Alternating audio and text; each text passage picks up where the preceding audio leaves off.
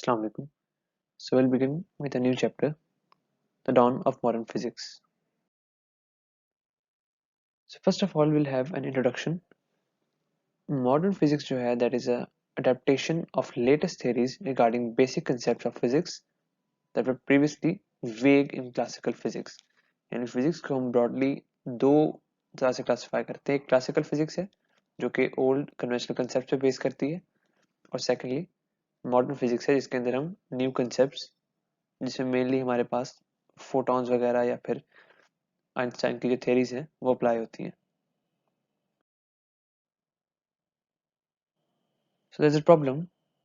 Phenomena like photoelectric effect, spectra, time travel, etc. can only be explained using classical physics, modern physics, both A and B, and none of these. The correct answer is option B, modern physics.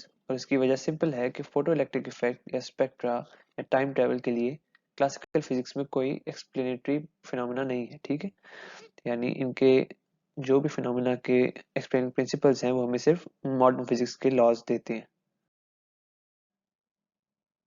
Next, there's an important concept in modern physics, that is photon. The packet of electromagnetic energy is photon as coined by Einstein.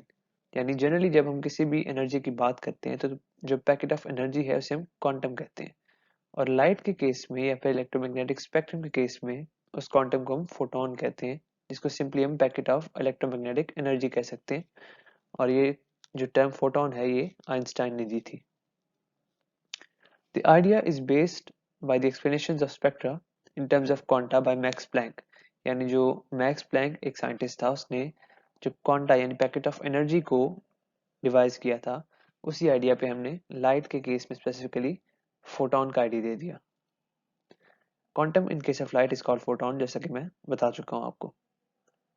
So here you can see there is a light source, और ये packets of energy जो है जो radiate कर रहे हैं with the speed of light, these are called photons.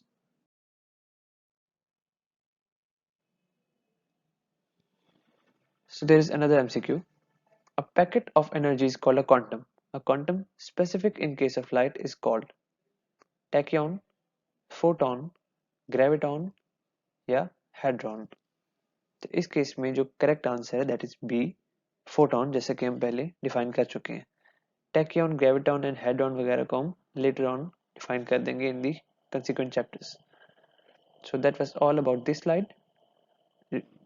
अगली slide के अंदर हम फोटोन को डिटेल में डिस्कस करेंगे. Thank you.